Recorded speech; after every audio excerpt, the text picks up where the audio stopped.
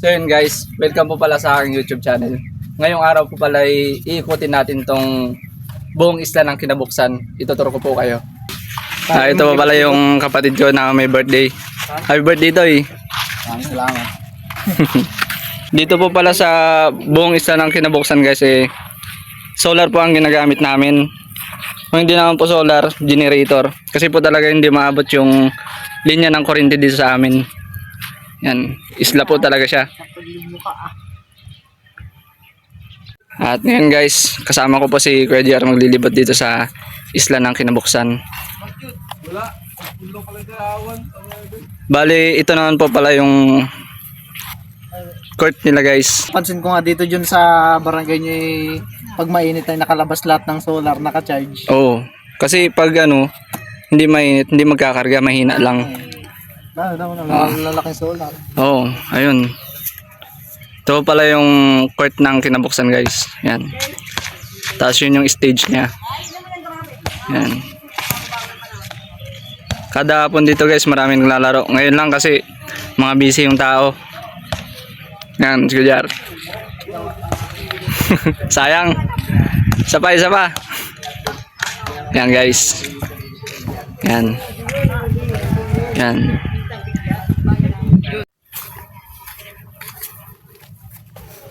Sabay ko guys. Ayun guys, bali pupuntahan naman natin ngayon yung simbahan ng Kinabuksan. Malapit na yun dito. Daming mangga no. Oh. Nabawasan na yan. Dito rin pa pala may tindahan. Yan, tindahan nila dito Lunard. Pumunta dun sa bahay dati. Nakapista. Si Tito Lunard.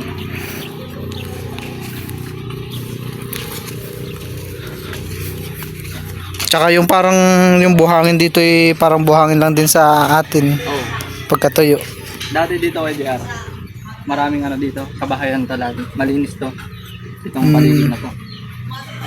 Ngayon kasi nagsilipatan na yung mga tao kaya yan, nabakante na lang, hindi na nalinisan. Parang napansin ko nga dati maraming bahay dito dati bahay dito dati, dikit-dikit. Tsaka hindi pa kami nakatira dati sa taas. Sa baba. Ando pa kami sa taas. Kaya nung unti na lang yung tao, lumipat na kami na sa baba. Para hindi ganong mahirap magbuhat-buhat ng battery, yung mga bibigat na bagay. So yun guys, dito pala maraming bunga ng Indian Mingo. Ayun. Kung makikita niyo sa malapitan yan guys, sobrang dami talaga. Ayan, may zoom natin. Yan guys, ang dami. Kaya wag kang dadaan ng gabi dyan, Kuya JR. Tigay talaga mabubagsakan sa. Oo. Pagka minsan nga mayroong lumalagapak na bunga sa bubong, parang binabato nga yung bubong. Kala mo may nambabato ng bubong no? Pagka nga pala pag sila Raisa pumapasok sa school, dito rin ang dami na. Ay hindi, dun sa kabila yun. Dun sa kabila.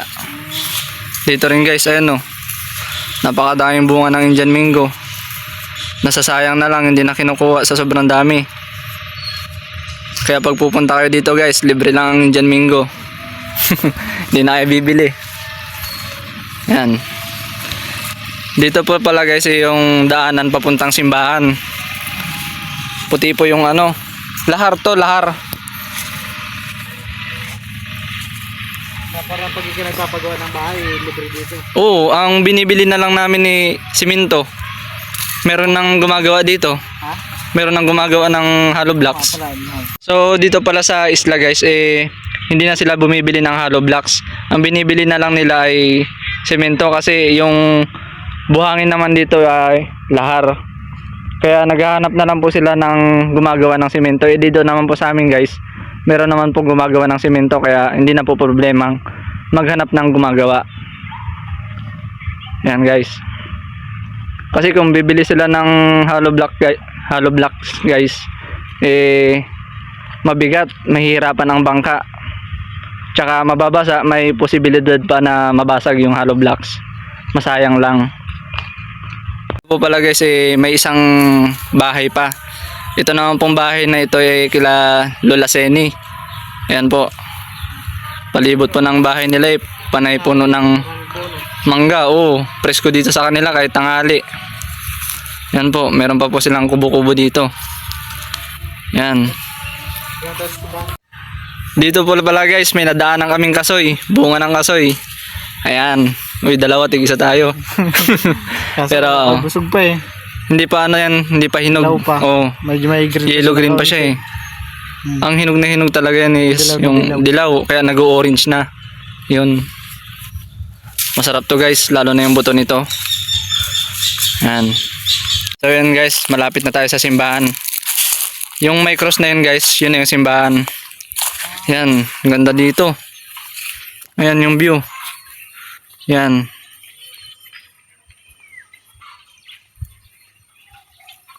Tara guys, lapitan natin.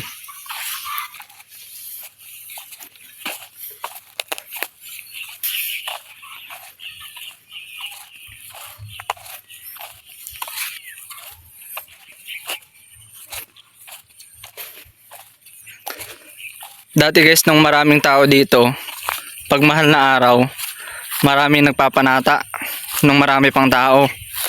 Eh, kaso ngayon, wala nang tao, kaya wala na ring nagpapanata. Ayan guys, ito yung labas niya.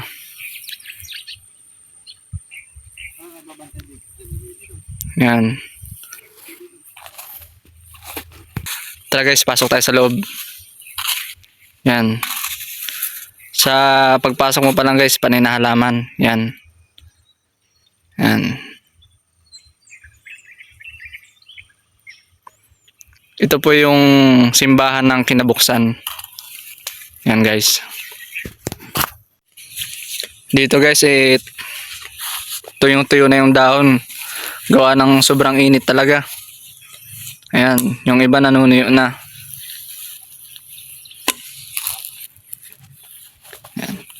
Sunod na napupunta natin guys yung school. Medyo malayo-layo yung dadaanan natin. May madadaanan pa tayong tulay. May tulay pa. Oo.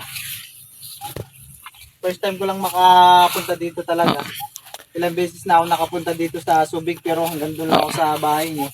Hindi ka pa nakaikot, no? Ngayon pa lang. Yan. Yan guys. Dito po pala sa part na to guys. Dito po kami tumira. Nung unang punta po namin dito. Marami pa pong tao dito guys.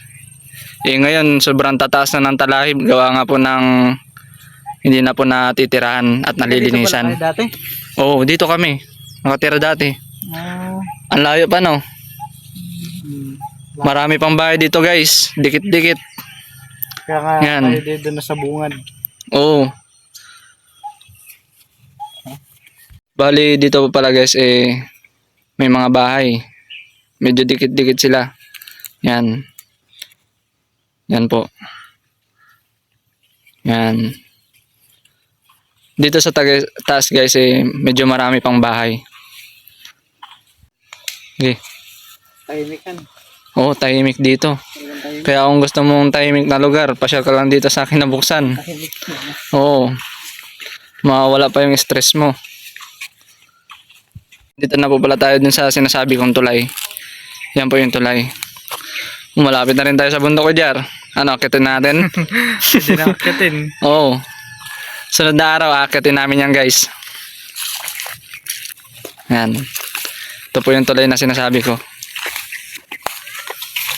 Ano yung school dito? Second floor? Hindi, ano lang. Isang palapag lang. Pero ano, daycare hanggang grade 12 meron. Yan guys. Yan.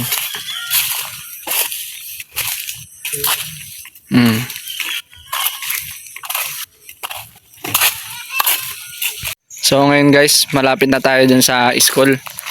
Ito. May mga bahay pa doon dito guys, pero ang mga nakatira na lang dito yung mga guro. Dito na lang po sila nangungupahan para hindi na po sila tawid ng tawid. Ayan.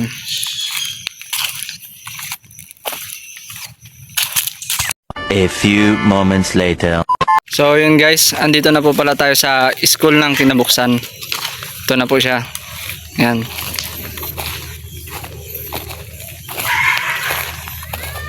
First floor lang po yung mga room dito guys.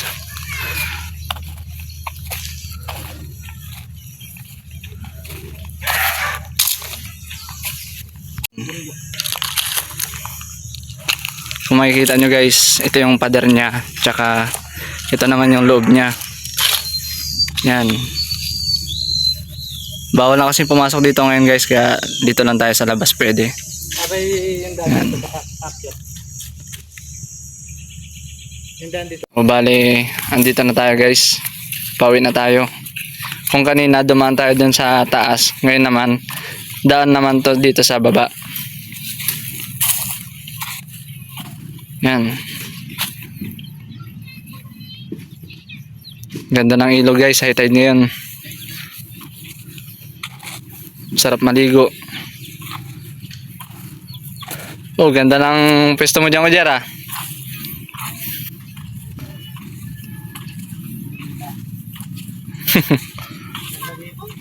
Presko na paghapon.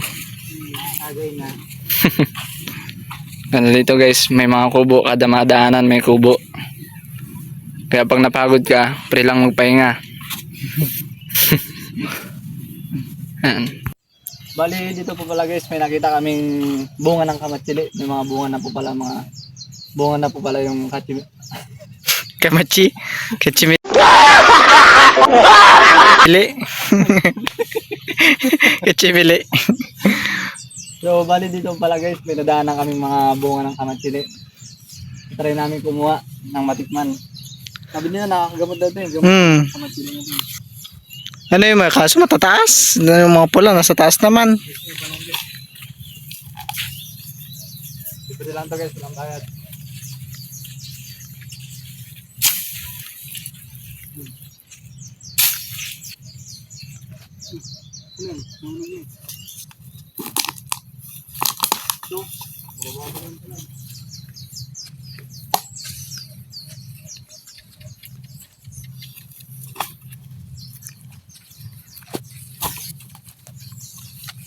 Bawal pala daw to guys sa hindi pa tuli.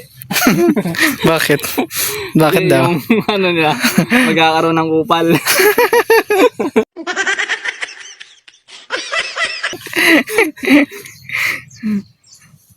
So guys, Pakita mo yung bunga. Kinain mo na agad. stop. Matamis.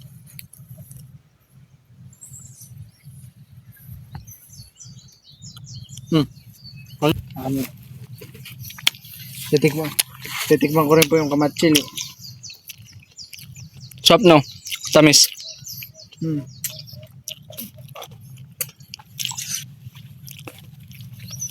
Sarap.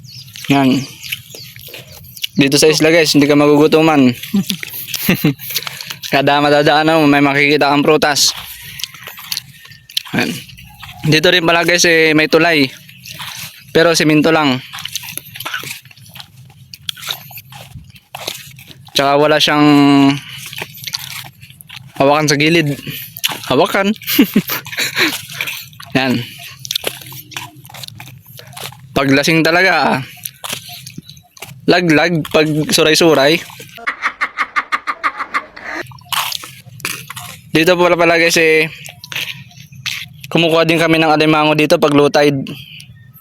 Marami din kasing alimango dito Ano kumuha namin ako dito? Oo. Bali, pagpapasok po pala yung mga kapatid ko guys, si Totoy at si Reza. Dito po sila dumadaan sa baba. Kasi po mas malapit. Yan. Yan po.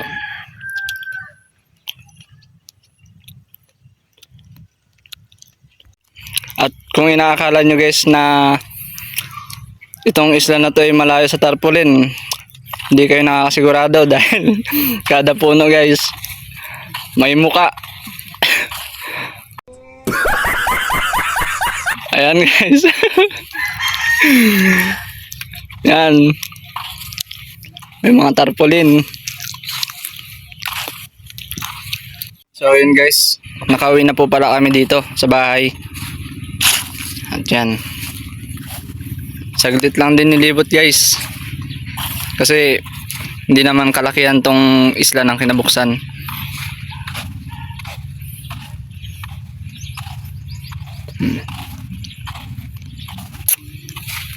So ngayon pala guys, katatapos lang namin naikot yung isla. Ngayon naman po maliligo kami ng dagat.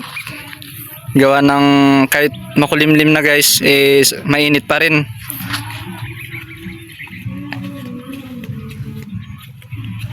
So yan guys, bali andito na kami. Yan.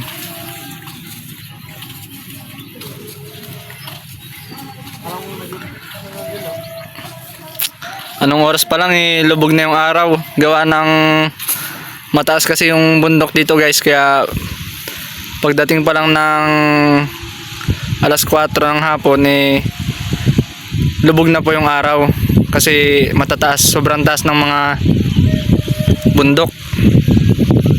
Yan. Bali ayun na po si Kuya JR guys, ligong-ligo na. Kahapon pa na yun balak maligo guys, kaso nga lang hindi natuloy gawa ng gabi na kami nakauwi. Ayan, kaya ngayon susulitin daw namin. Ito yung tubig guys, sobrang linaw. Yan, may parting mababaw, may parting malalim. Dito pa lang to sa ano guys, sa ilog. Ayun yung sa dagat. Ito pala yung bukana niya. Yan. Ayun yung bangka namin.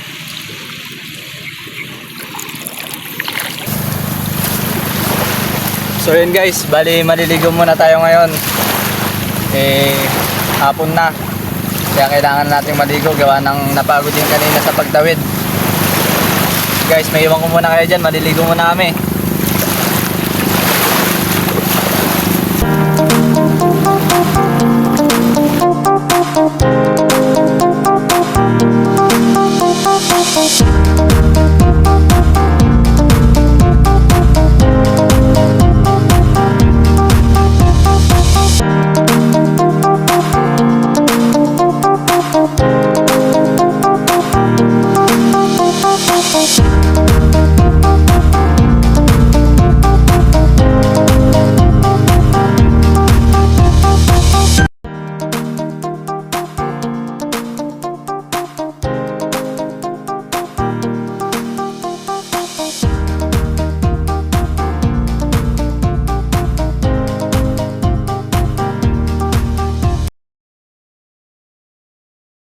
So yun guys, nung wala pa pala akong sariling bangka guys, ito pa lang po pala yung ginagamit kong bangka, hinahawakan ko. Sa kanila po yan guys, sila Jansina, sa papa niya. Yan. Diyan ako natutong lumaot guys. Yan. Kaya nagpapasalamat pa ako kay Tol Leonard sa may-ari ng bangka. Yan guys, maliit lang to guys, kasing laki lang din ng bangka ko. 20 lang din yung haba. Sa awa naman ng Diyos guys, nagkaroon na tayo ng sarili nating bangka, nakapagpundar na ako. Yan. Regine Mitch yung pangalan. So yun guys, bali gabi na at katatapos lang namin maligo.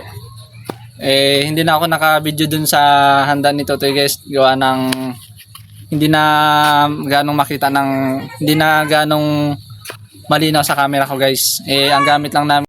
At dito nagtatapos ang second vlog natin guys. Sana magustuhan niyo yung video na i-upload ko ulit. Salamat sa panonood.